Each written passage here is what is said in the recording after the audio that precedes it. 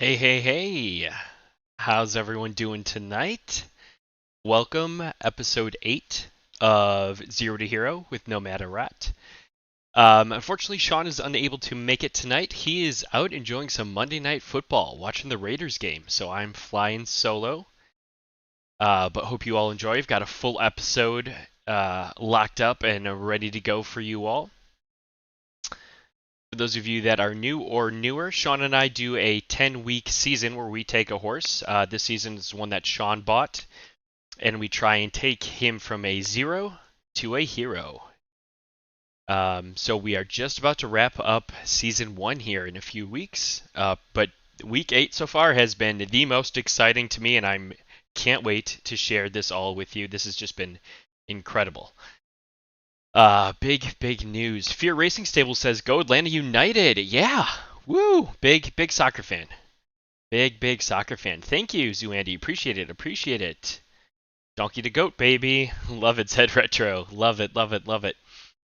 All right, so before we get started talking about this guy right here, Mr. Nomad, wanted to start off by talking about some updates and some news in the Zed community. Vincent, I am currently in the Midwest. Oh, FC Cincy. Love it. Hell is real. Let's go. So first big news that we happened since last episode was that there are now 100,000 horses in Zed. 100,000. Just take a minute to think about that. That is Hi Horse. Thank you for the follow. Appreciate it. Welcome. 100,000 is just wild. Absolutely wild. So huge milestone for Zed. Huge milestone for the platform, for the community. I think this is the first 100,000 of many to come. Super excited about that. So I want to take a minute to step through this horse with you. I looked up its lineage, pretty easy because you just pop it into Know Your Horse's Zed Run tools and just add 100,000 to the end for the horse ID. But this horse is super interesting because both the mother and the father. Thank you, Shotgun King. Appreciate the follow. Welcome. Both the mother and the father are unraced. Genesis. The Z10 Genesis Buterin filly, class 0, and a Z9 Genesis Buterin colt. Now, if you notice, that's kind of funny because why are they not stallion and mare? That is because this horse right here, the 100,000th horse, which is called 100K, is their only offspring and is also unraced. China pink color, Z19 legendary Buterin. Super exciting. Super unique that all of these horses, both the parents and the offspring, are unraced. I wonder if it's going to stay that way. But either way, this is just such a cool milestone. Super exciting for Zed. Exciting for all of us. Mark asked, how many stables are there in Zed? I'm not quite sure. I'd have to imagine it's a good amount. But, yeah. Oh, Solid for Life points out a great point here. That they tried for a super coat. Yeah, 2 Banana Manias. Ended up with a China Pink. That would have been wild if the 100,000th horse was a... I can't say that. 100,000th horse was a super coat. That is just absolutely wild. Killbot, yes, it has, and we'll talk about that a little later in the evening. Zed Retro says, I love the interesting question. Do Zed horse mints have value as other NFTs do? Very interesting question. I think there would be some value to that, at least if not now, but over time, to have that horse, especially if it remains unraced, I think would be really cool. Chas 3768 says, what stable is the offspring from? Woodford's Racing is the name of the stable. Woodford's Racing also provided the mother of the relationship, mated with Taco Bear's stable. Mice-based success with Gravity Falls to make 100K. And Gravity Falls is still available for stud, it appears. So pretty exciting there. The other big piece of news since our last episode was that there are now significantly more free races within the Zed platform. So there have been a 700% increase. That's up to $20,000 US dollars per day of free races. So why is this important? So one, if you have a horse that has maybe been struggling, this could be a great opportunity for you to bring out your horse, test it out, because free races are so much more accessible. Yes, they fill up super, super fast, but you have a higher chance now of increasing or improving the ability of that horse, even if it is with free races. And that is okay, because for some horses, that is the place for that horse. However, if you're looking to buy and you're using certain tools, whatever they may be, My Tool, Know Your Horses, Haku, Zed Run tools, or any of the other sites out there, that may be something you want to be careful of, because that can influence performance and artificially pump it up, because we know that free races race differently. The horses race differently in free races than they do in paid races. So something to consider. Some people may be okay with that, and that's fine. It may allow you to enter in the platform at a much lower buy-in than not having just free races. But if you're looking for a very serious racer, I'd hate to see someone get duped by the fact that you buy something that you think is fantastic and ends up being just a free race kind of specialist, and when you start putting in paid races, it's really not performing the way that you want or thought. So, one hand, it's extremely exciting. Second hand, just please be careful if you're looking to buy. Snappleman, welcome, new follower. Says, any new horses in this stable? Yes, I have 2 new horses in the stable. Maybe we can go into those a little later. But Murder Weapon and Colt 1911. That completely unrelated horses, but yeah, pretty excited for both of them, actually. But yeah, we can talk about those later. Maybe one of them would be featured in season 2 of Zero to Hero. Zoo Andy, thank you so much for that kind compliment. Really, really means a lot. I've been very busy, and I've loved all of the creators that I've been working with lately. It's been absolutely fantastic.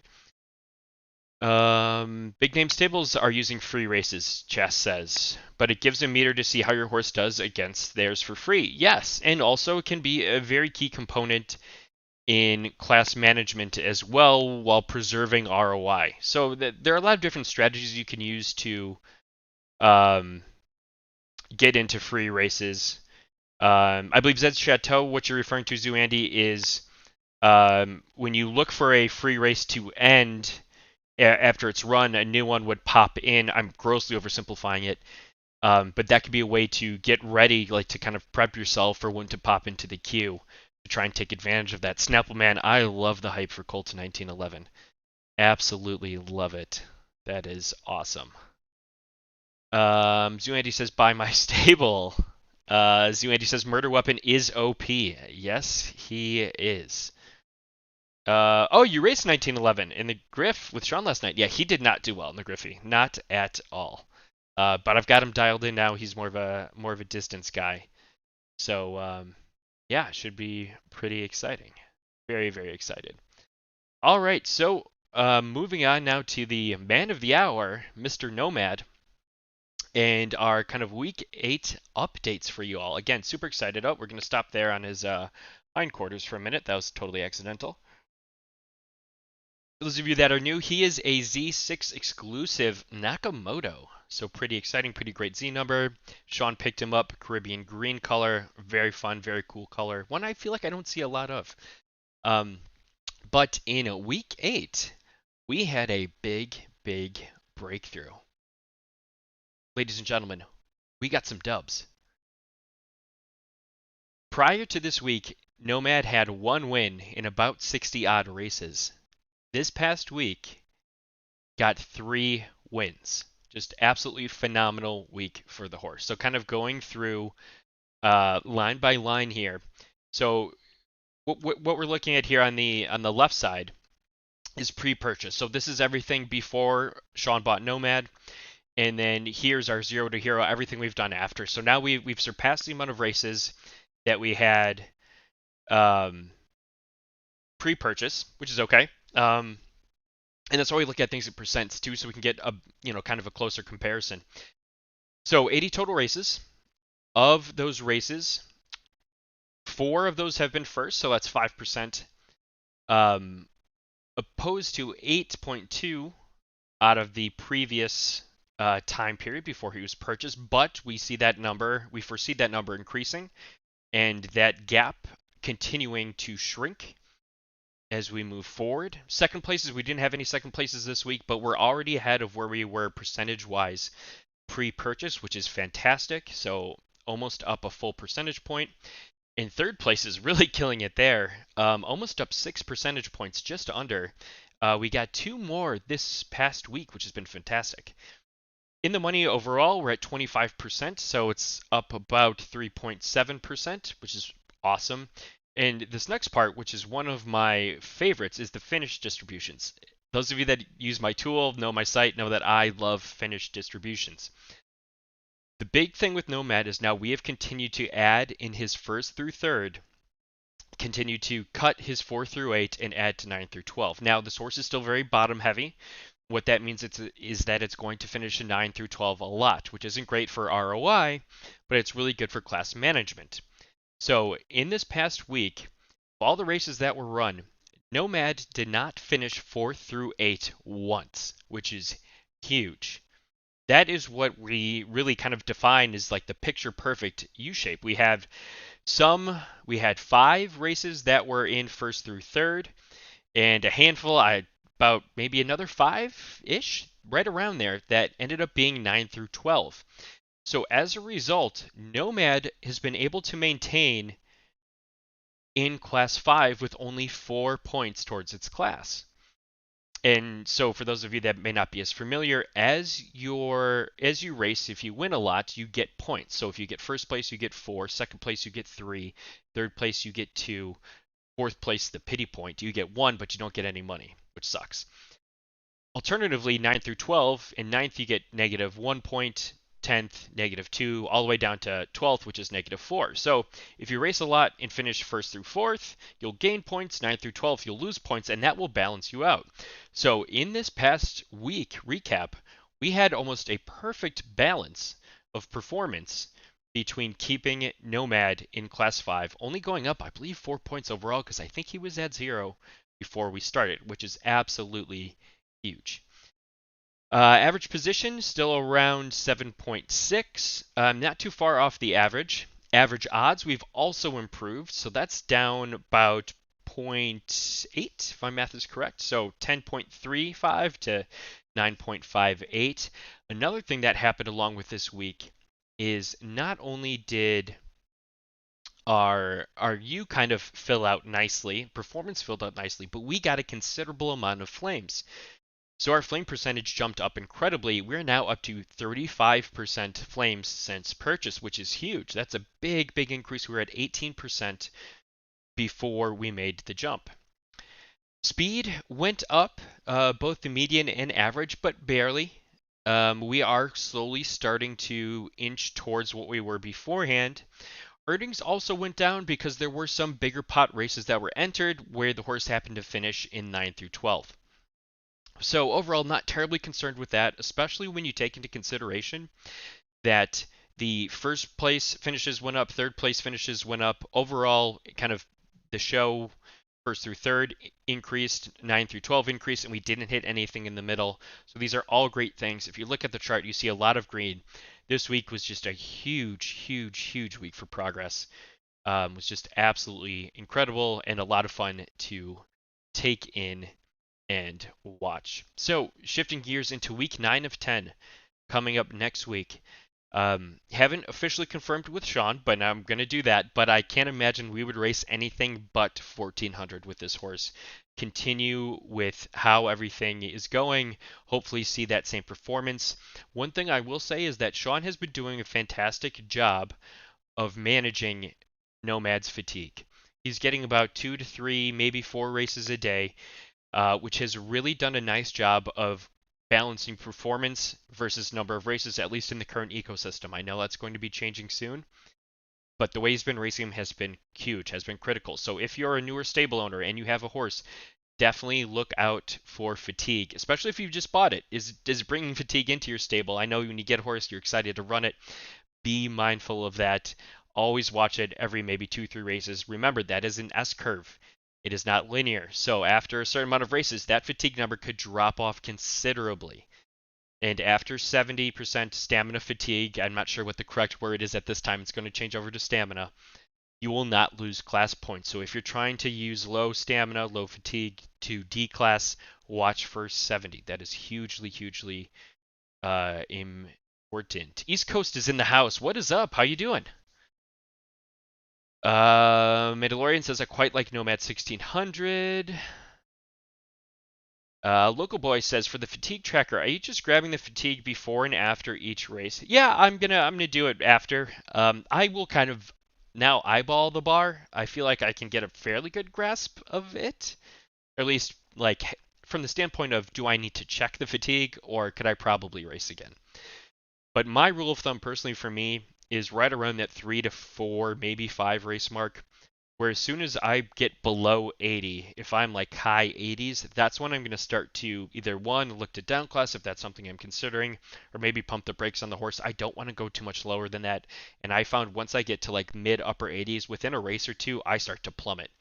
And that recovery time just adds up a lot faster. So it's one thing to go down to 70, but also maybe stay as high as you can before you stop racing so that you can recover, in theory, at least a little faster. Solid for Life has a great question. Are you concerned to see the average median speed drop post purchase? No, I'm not. Not in this case. Yes, they are. It's like, zero point 0.2 off is a decent amount, but it's I think that's more of the distances that we were racing the horse in more so than the horse itself. I put that on us testing out different spots to race the horse and more than anything else. So I'm not terribly concerned in this case, only because I know the process that this horse has gone through. So a very good question, Salad for Life, but no, not something I'm terribly concerned with. Killbot says, I've been trying to use a personal theory that speed is most valuable in terms of breeding. Interesting. Have you bred many horses together that clearly have the same preferred distance? So I don't believe distances are passed down. I believe, and I think I saw this somewhere, that it is assigned random upon mint. Um, but something to consider. If I were looking to breed at one point in time, I was looking to breed what I thought were fast horses that raced in high class, but then breeding prices changed and I had to adjust my strategy a little bit. More on that on Thursday's stream for sure, talking about my new horse acquisitions, Murder Weapon and Colt 1911, and kind of my thoughts behind them. Murder Weapon was originally planning to be a bred horse, but things changed. So, pretty exciting story there. Mark asks, how do I manage a horse's races correctly? We're going to talk about that a little bit later. We're about to transition to the next part of the show, Mark. Centribus says, Murder, what is up? I ran my first race with Murder on Centribus's stream. Super, super exciting. Welcome. Thanks for stopping in. All right, so that's kind of our Nomad recap. We got 3 wins, 2/3. Everything is looking good. Everything is performing nicely. We're going to keep hitting, I would imagine, 1400 going forward into week 9. So now we're going to transition into the second part of the night, talking about one Zetalytics update and then doing some horse evaluation. So Mark would be able to circle back to you here in a minute. So for those of you that are newer and maybe not as familiar, this is my website, mjinformatics.com. And just going through a quick reload here. And while this loads, what up, Lucky? LJ in the house. How's it going, man? I have seen, Killbot says, I've seen horses that have the same distance preference as their parents a lot, more so sprinter parents, sprinter child, and so on. But still, maybe that's a thing. My analysis of that has been more so anecdotal, but I haven't really seen anything. But it could be something definitely worth considering looking into more.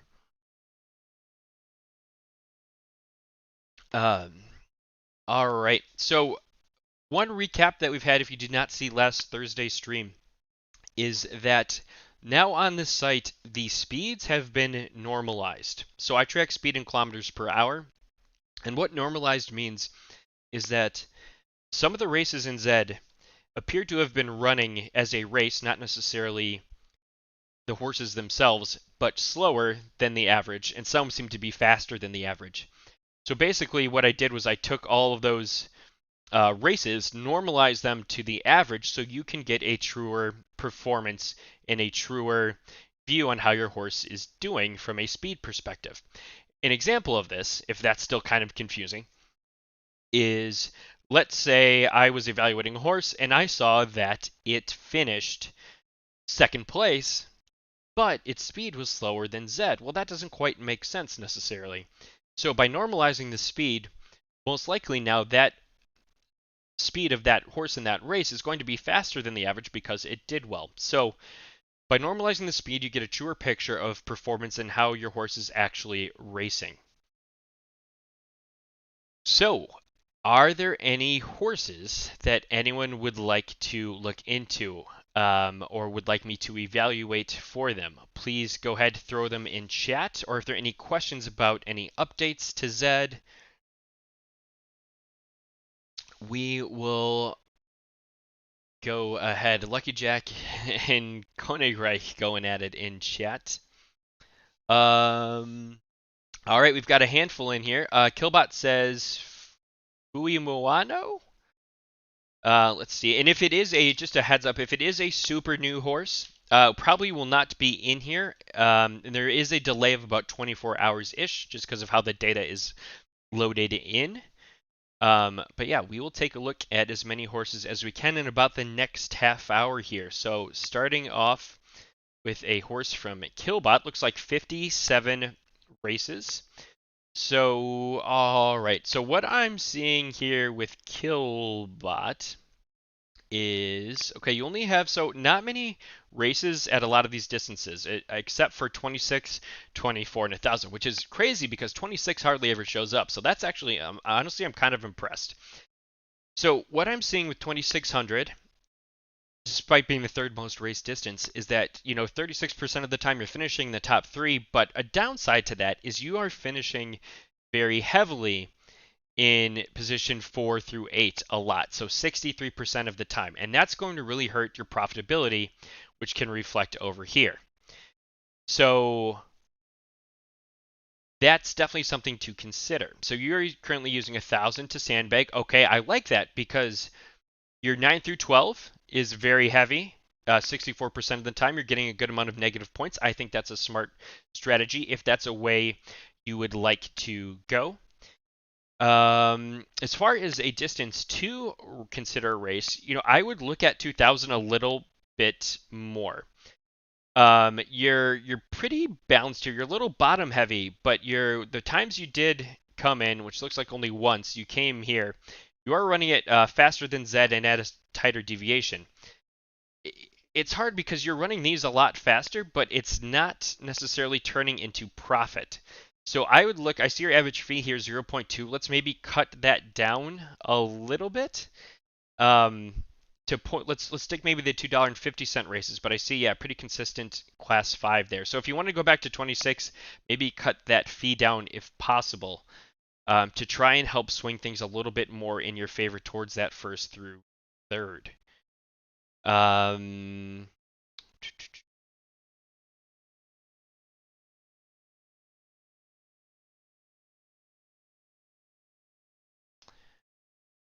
Jay Blowfish asks, so with normalizing speed, if a horse came in second, it had the second fastest time of all time at that distance. Okay. The fastest was obviously first in that race. What does that say about the horse that finished second? Is it fast or did it get pulled along? So with normalization in that example, hypothetically, it would be normalized to the average.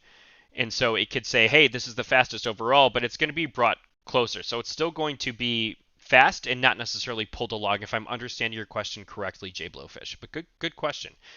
All right, next one is Sacre Bleu. Lue. Ooh, there are two different spellings. Make sure I got the right one. Yeah, it looks like it. All right, coming in from Ryan Temple 15. So it looks like 40 races. And please note, if you use this tool, it's going to default to paid races and class 1 through, obviously, the Griffin removed, so 1 through 5. All right, so at Sacre Bleu, I'm seeing a lot of big numbers here in 4 through 8, which makes it tough, but also not a lot down here. So in your longer distances outside of 24, which looks pretty bottom heavy, I would consider racing it out a little bit wider here, because it was only once you got first at 2000. Uh, Looks like a little faster. I would maybe try and flesh some of these out more because the profitability is going to be tough with these really high 4 through 8 finishes. So maybe explore this a little more, maybe 18 in 2000, because 26 will be hard to get into. And notice you're also, looks like you've come into class 4 a bit. It looks like this horse may do better at class 5 because you've got some class 4 races in here as well, and that could help your distribution. So I would maybe consider trying to look at this horse in class 5. Untold Riches.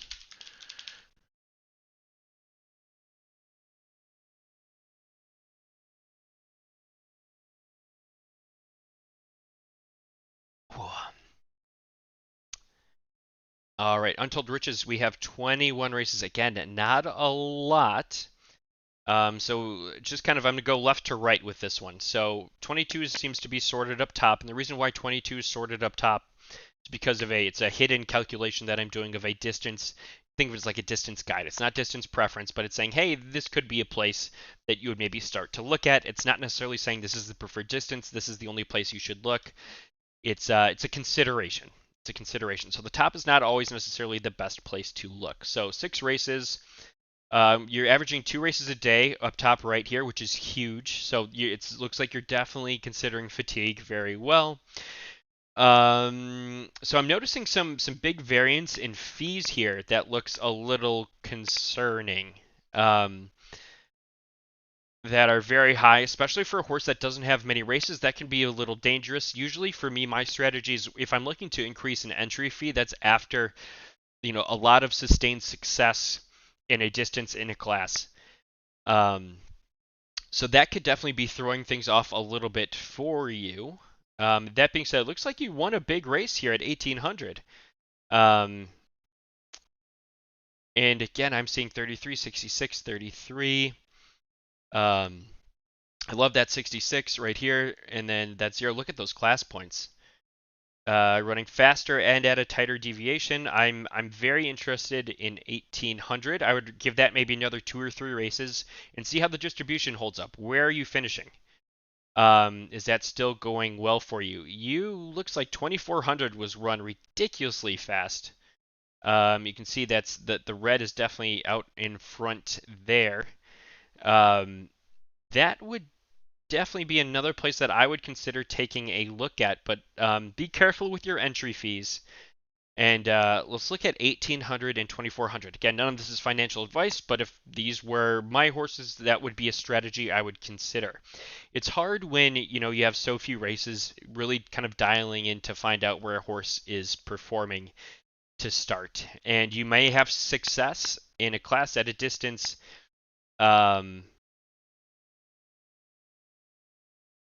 At one time, and then as you continue to race, the horse develops, you notice the finish distribution start to change, and you may end up switching distances. Another kind of notable thing to point out here is the average class is 447, but you have some races, looks like in class 3 or maybe even higher in here.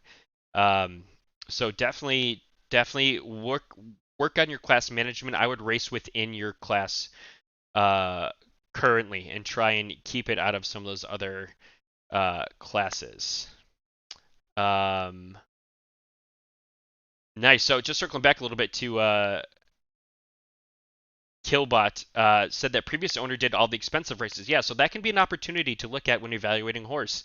Is the horse you're looking at, were they just entered in really expensive races? If you're willing to maybe go down into lower entry fees, that could be a great opportunity for you to really kind of change the performance of that horse out. Um, I just want to make sure I hit all these comments. I'm scrolling up. Okay, I just want to hit I'm Creek. Yeah, the horse is all over the place. Okay. Killbot's got to go. Thanks for stopping in. Appreciate it. Was testing the ground. Okay, cool. Very cool, Creeks. Very cool. So, yeah, let's focus on your class. Let's focus on your entry fee. And it looks like you do have some potential here. So, good luck. When a horse is new, race 2 or 3 distances. Race a distance. See how it goes. Race it again. It's limited with only one. But I like 2 or 3 distances if you see an indicator of performance. If you race a distance and you get 7th, maybe move on to the next one. Um, definitely something to think about. All right, Smoke and Glory is next from Slick Soups. Another thing I want to, this might be a good example. So if you're using my tool and you have a very common word in your horse's name, one thing that you can do is just put it in double quotes here, and it should. There we go. It'll pull up just that one singular horse. So if you don't want to like scroll through a bunch of names, put your horse's name in quotes, and it'll pop up just that singular one. It's just a much faster way to get through to your horse. All right. So, Obese Brain, thank you for the follow. I appreciate it. All right. So, Slick Soups. Again, I will start kind of left to right here. So it has 25 races. So one thing that's a little concerning is I'm seeing a high race per day. Now this could be older because I am seeing odds, so I'm not terribly concerned with that. If you're evaluating a horse, all you have to do is just move these sliders along, move it right around the time that fatigue was brought in. And you can see now that average races per day dropped significantly. So that's huge. That's a sign of better management once fatigue came in. So it's just another aspect of the tool and how you can use it. We'll go ahead and back this out just to get kind of a clearer picture. All right, so for Smoke and Glory, so okay, average class looks like you're mostly racing some class 5, some class 4. Races per day. Now, this races per day is a little different. This is how often is the stable owner hitting that distance. It's not necessarily, hey, 2 races per day, but if they think they've dialed in somewhere and they're really going after it, that's kind of what you're looking at with this races per day column, is how dialed in is that owner for that particular distance. Moving across, wow, you've got some awesome fire going across here. That's pretty exciting. I'm liking the odds historical. I think the value of odds is going to decrease over time, so something to keep in mind. If a year from now you're buying a horse on odds, maybe reconsider that, because at that point, maybe we will have hit 200,000 horses and the ecosystem will be wildly different, and maybe these odds won't be nearly as meaningful as they once were. Looking at fee management, I see $2, I see some $5 across a few races, so that's not too bad. Profit looks like that was a dub. Yes, it was. So let's kind of look at your distributions here. So we got 14, 28. Okay, not bad. Getting points. You're right at 0. And you've got a good fee. So maybe this would be more towards class 5 at 1200. You can see you've got, if you look down here at the arrows, you've got a bunch of red right around the white and some slightly above and 1 or 2 behind. And that would make sense because we're seeing a lot right around the middle here, 42%, for almost 43. The majority is right around that white. If we go to 1600, oh man, that's dangerous. 33, 33, 33 with no dub though. Then if we look at 2000, 2 races, you're running it very fast, tight standard deviation. You've got some profit. You've been consistent in your fee. You've raced in class 4 and class 5. If you notice, there's no red behind the white down here. It's just forward. It's right there and right there. So I'm interested in 2000. You only have 2 races there, so it's not definitive yet, but that may be a really interesting place to go. Let's look at Clutch is horse, Washed King. Whoa, where are my hands on the keyboard? Where are my hands on the keyboard? All right, Washed King. I'm just take a second here to catch up on chat. Centribus says, I feel like my IQ jumped 30 points just sitting in the stream for 10 minutes. Good lord, all the knowledge. Thank you, Centribus. I appreciate it. Jay Blowfish kind of clarified. I think what I'm asking is, what do we make of horses that had fast speeds but didn't win? Does it mean that they are good? If you have a fast speed but didn't win, that really depends on the number of races that it has. Did it not like fully develop yet? You're not going to see as many cases of that with a normalized speed J Blowfish. And if you're, oh sorry, if you're looking at purely at win versus like coming in second or third, there's a case to be made, in my opinion, for horses that also finish second and or third, not just win, because you can still technically be profitable that way. So I'm not solely focused just on the dubs. Placing and showing, you can make that work with the right combination. Killbot says automatically normalizes. Yep, it's already built in. You don't have to touch a single thing. FPS Leo, thank you so much for that compliment. All the info is mind-blowing. Really appreciate that.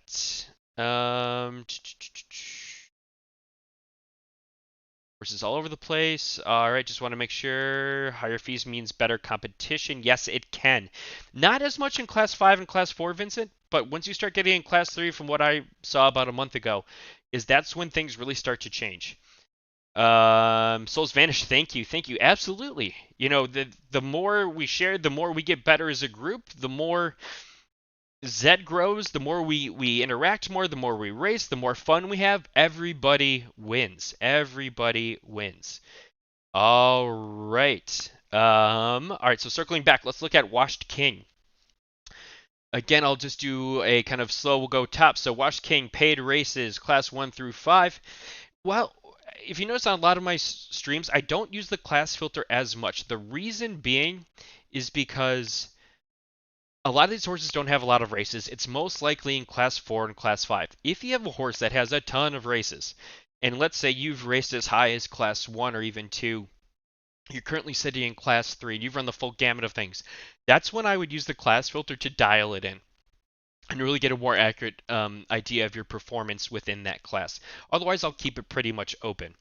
I love that I'm seeing right here races per day at 1.83. That is awesome. Definitely very mindful of fatigue. 22, again, this number might be a little lower than your current number of races. It takes about 24, 36 hours for me to update all the data in here.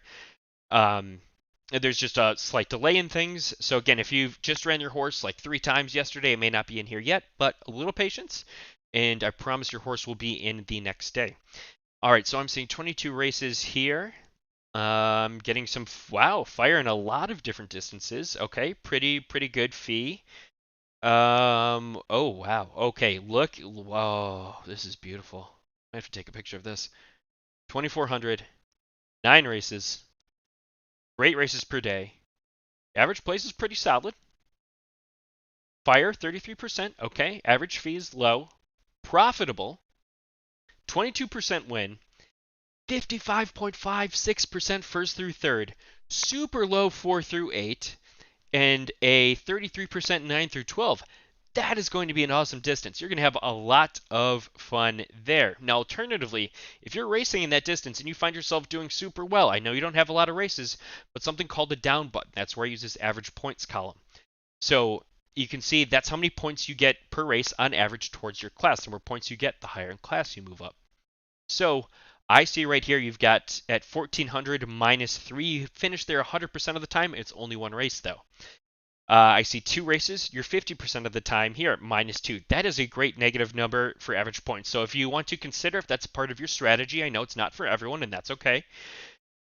If you want to consider that, maybe look into those distances to help you manage your horse. But yeah, wow, 2,400 looks super exciting to me. Super exciting. Now, why I would pick 2,400 over 2,200? Simply because this 4 through 8 number is so much higher, 75% versus 11. Even though you have one average point, I see more opportunity here. The higher the average point doesn't necessarily mean it's the better distance. It's just how much faster you're going to move up. So, love 24. This is an awesome example. Thank you, Clutch, for putting this in. Awesome. Lucky, do you want me to look at Tsunami, or is that who you're racing with? I'm not sure. Lucky, if you could let me know in chat. Um, that would be awesome. Yeah, clutch. I wish 2600 was a thing in class 4 too. Um,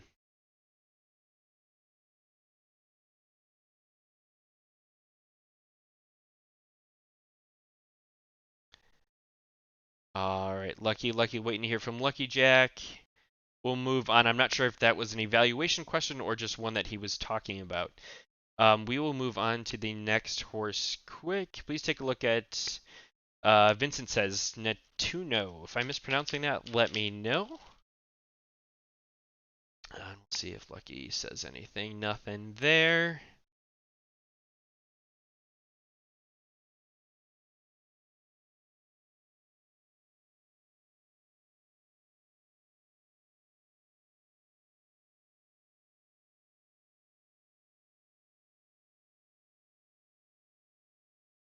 All right, so I'm seeing 6. I would imagine you have, yeah, 12. So, Vincent, this is a case of it loading in a little later. There'll be a slight delay there. And again, this is also only paid races.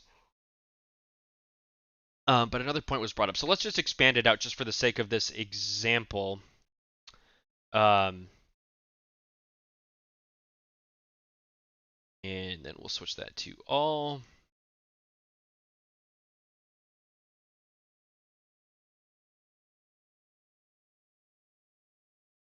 All right, so 7, so we're missing 5. 2200, I don't know if you've raced since then at 2200, but you're racing it faster. You're also racing faster at 14, so these would be 2 places I would look to start. Race 1 or 2 times more at those, go from there. If you've raced in other places, definitely take a look at that too. But I want to bring up this point from Solid for Life. Solid for Life, it should change. So Solid for Life brought up that check on something for me. Apparently between paid and free, the speed stays the same. We can take a look at that. Just give this a second to load up. So Vincent, I would guess those races have been fairly recent. But yeah, if you haven't tried 2200, give that another look.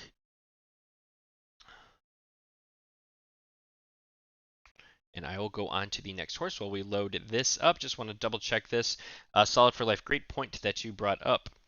So that should change. I will double check that. I will absolutely double check that. That seems a little off. That's a great find. Can't imagine it would be too different. Oh, I know why that would be. Okay. Got it figured out. That will be up by end of night. It's on purely just on the filter. I've got to add into that race type as well. Not a big deal. But yeah, so it's looking at it holistically.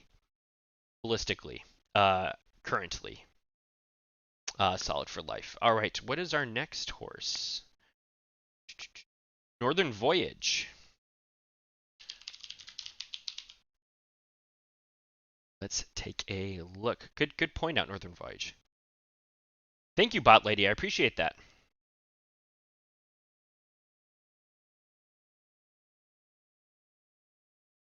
Two wins in 2 races so far. Clutch says, "Let's go." What distance is Clutch? Jacob, how you doing? How you doing? All right. So looking at Northern Voyage. All right, 126 races. Okay, so here's an example of a lot of races. It looks like most of them are occurring in Class 2. So let's drill that in. All you have to do is move these sliders. And there are a high amount of races per day, but this horse was also racing in a time of odds. Not terribly concerned. If I wanted to adjust that, I could. Maybe we'll do 1 to 3. Let's see how many races are in here. So we've got 88 in Class 1 and 2. Now, why did I do Class 2 when I was seeing a lot of Class 1 and 2 in here? Class 1 will be a little more difficult. So let's err on the side of let's make this data set a little stricter. Let's make it a little harder. And if you can find performance in Class 2 and 1, most likely that's going to translate well into Class 2. So I'm seeing right now the first thing that's jumping out of me here 2,200. I don't love the heavy finish distribution. You've got a good average fee, but 16% win. You're moving up. You're a little bit faster. Um, yeah, it's and that would explain. Wow, look at this. So it's just more wins here, but same distribution, same number of races. That's pretty crazy. Pretty crazy. Um, I would go 22. Let's expand this out a little more. So let's go into class 3 as well. Let's see if 22 holds up.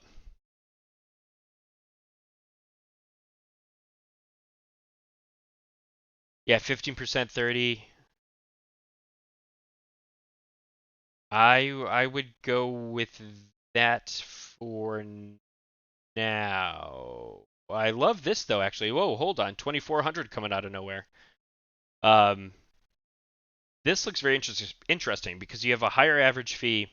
Not many races though, so maybe consider racing that a few times, see what happens. But I love how you're basically equal first through third, 9 through 12. You have 0 average points. Definitely would look at 2,400. Definitely would look at 2,400.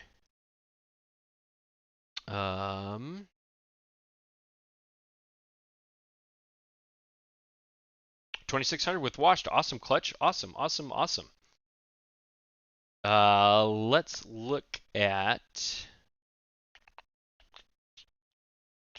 who is next on the list.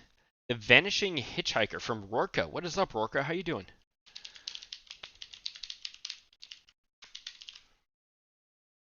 All right.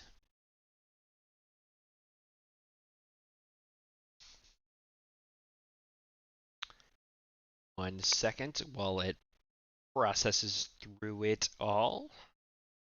Anyone watching the Raiders game? If so, what is the score? Vanishing Hitchhiker. Okay, 43 races. We have what looks like to be. Oh, we've got fire in a handful of distances, which is cool. Very solid average fee, which I like. Oh, and we've got some good profits. Wow, look at this. 21% win, 42% first through third, very low 4 through 8, same 9 through 12. I mean, a little faster, but the performance here at 2,000 looks fantastic. Let's look at 22, a little more profitable in fewer races. But I like the finish distributions a little better at 2,000. Let's take a look here. Wow, 2,400, 4 races looks promising as well. Definitely something I consider. You've got solid fire backed by great performance, win rate, and first through third, but not many races. So maybe let's try and get those races up. JennyBot, thank you. Looks like that was either from YouTube or Facebook. I gotta change that zombie, but thank you so much, JennyBot. I appreciate it. And let's see.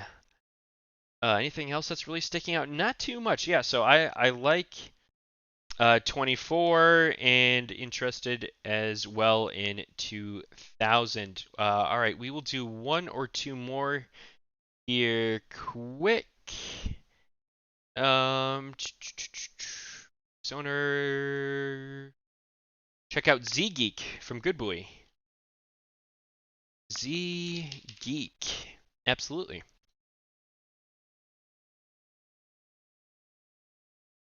Let's check out Z Geek. All right, so with Z Geek,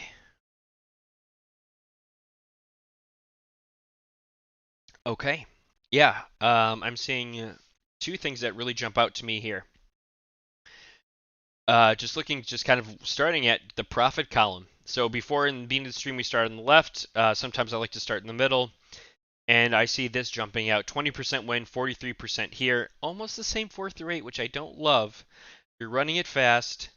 Very low 9 through 12. So this is going to be a pretty strong up button, which of course shows the 1.43. And if we look at the chart down here, you can see how much denser and deeper this red color is compared to some of these other distances. Yes, it's more races, but they're also more tightly grouped there, which would make sense that you have a very high first through third and 4 through 8. The other thing that's really standing out to me here is uh, 1200. So while it is profitable, you're getting first through third a quarter of the time. You are getting 9 through 12 68% of the time. So this is kind of a fun down button. You have a chance of being in the money, but you have a very strong chance of finishing 9 through 12. And if you look, it's almost the exact opposite, where the color density really is behind the white at 1200. So it looks like you've got an up and you've got an almost equal down. This is a stronger one here. So depending on kind of your race strategy where you're sitting, you have a less chance of finishing first through third, but a stronger 9 through 12 at 1,000. If you notice, it's almost exclusively either on or behind the white being the average for Zed. So definitely something to consider with that, which kind of down button you choose. But I'm liking 2,400. All right. Last horse of the night, we will look at Nebbiolo. I like the name. A little wine to end the evening.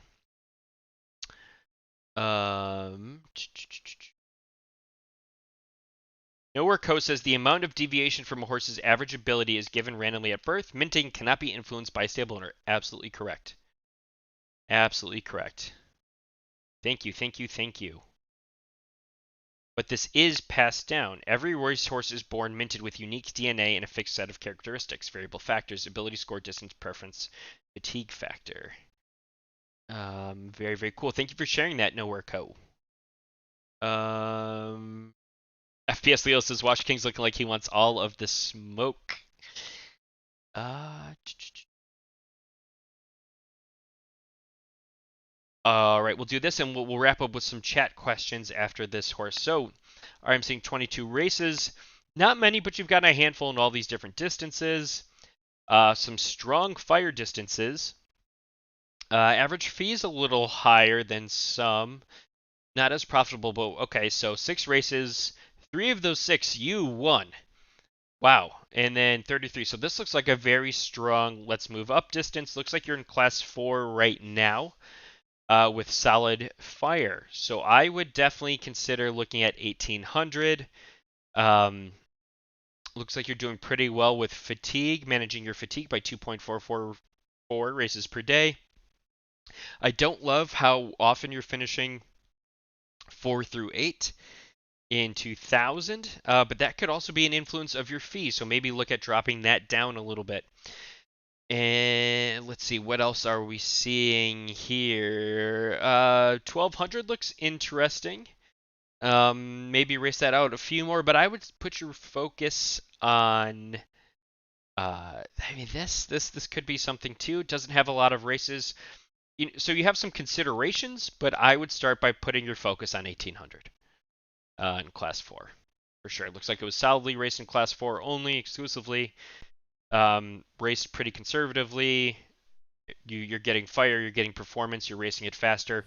That's where I would start. Ashley Stables, thank you for the follow. I appreciate it. All right, so that will be it for evaluations tonight. We can get to some more evaluations, same stream, same channel Thursday night when I do my solo show. And it'll be doing a little bit of a different episode on Thursday, which I'm super excited for. But want to take a minute to quickly address some chat questions. Mark says, great breakdowns. Thank you so much. I appreciate it. Clutch, 2 wins in 2 races. I know we talked about that earlier, but I just saw that again, and that is amazing. If I did not get to your horse tonight, please DM me. Come on stream Thursday. We'll definitely have more time to review. Mark asks, one of my favorite questions. How many races do I have to have before I have enough data to dial in my horse? That is very heavily dependent on the results you get with your horse. Now, so here are a few hypothetical examples. If I enter in a Griffin, I get flames and I get first place, I'm going to then go after that distance again. And if I continue to get flames and perform decently well, so 1 through 3, 9 through 12, I may continue to just look at that race, and then I'm going to look at neighboring distances around there. So let's say that was at 1200, I may look at 1000, I may look at 1400. If we alternatively go in Griffin, you get 8th, you don't get flames, and let's say you get that at 1200, then I might bounce around. I'm going to go to the other side of the spectrum. So I'm going to go from 12, I'm going to go like 22, 24. Do I get flames there? No. So decide, do I think I performed a little better? How was the field? This is a paid race. Was it a free race? I tend to go on the side of paid. Low dollar, low entry fee, and then I'd kind of bounce back and forth until I could try and find flames. If I've run 5, 6 races and I haven't found flames, I haven't finished first through third, and most of my finishes have been in the middle, I may consider then switching over to free races, just because of, from a performance standpoint, it's a lot tougher to evaluate. So that horse would then need a lot more races versus the first example that I gave. Now, Zed isn't that black and white. I love saying Zed is gray. So you're going to get everything all in between both of those spectrums. So, rule of thumb can be, I've heard 20 races, 40 races, 50 races, on average by 20, if not even fewer. I think that number's gone down a little bit with the recent changes. You should be able to tell where your horse can get some performance. And I'll pull that up quick. I'll pull up Colt. Snappleman, if you're here. I can't type tonight. And I can kind of walk you through how I did Colt quick. So, 1200, I got 7th in my Griffey. So then it's like, okay, let's move up a little bit. Let's go to 16. Absolutely wild distance. Maybe not the smartest choice, but I got 12th there with no flames. Okay, let's continue to go up. Let's go to 22. Flames, 3rd place, awesome. Then I'm going to hit 22 again. Flames, 1st place, awesome. That's kind of like how I go about my race strategy and dialing in a horse. OT right now, tied at 27. Wow, what a game. They had the ball on the 1-yard line. Whoa, Sean must be sick right now. Oh no. Hot lady, crazy ending. Mark says, what do the arrows at the bottom mean? Yeah, so for those of you that are new, this is the white is the average speed of Zed, and the red is each individual race that your horses run. So if you see a very dense, kind of deep, rich red color, that means your horse is consistently running around that same speed, which can be a sign of good or bad performance. So you just want to see the red being you, where are you faster, being in front of, or are you slower, being behind? The next thing down here is fire. So I look at fire or flames by distance and by class, because I think that's a sign of a good, strong racer. If you're in class 5, you got 1200. Cool, you've got fire. Let's see, does that translate into class 4? Doesn't look like it. Maybe good, may not be good. But if we were to retroactively go back, it looks like you didn't race 18 or 2000 in class 5. I'm willing to bet that you would get fire in that class. Again, looking for consistency. Then you have a gate and a place performance graph down here. Good questions. All right, wrapping up the questions quick. Thank you, Beamy. Appreciate it. Thank you for coming in. Ryman, what's good? All right.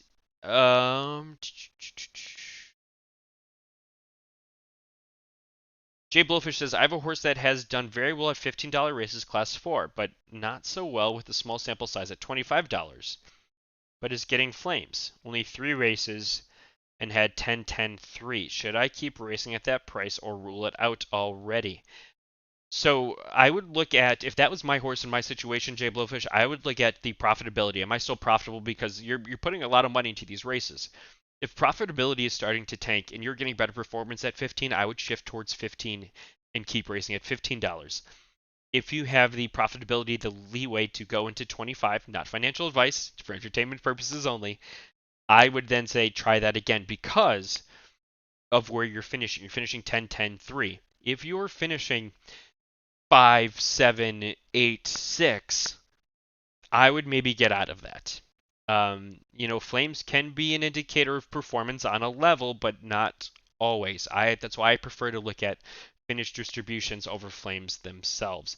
But you also have an incredibly small sample size here. So if you have the ability, kind of the financial leeway to go through it, maybe consider that still. I wouldn't completely give up on it, but maybe go back to 15 for a few, try and get some profitability up before going forward.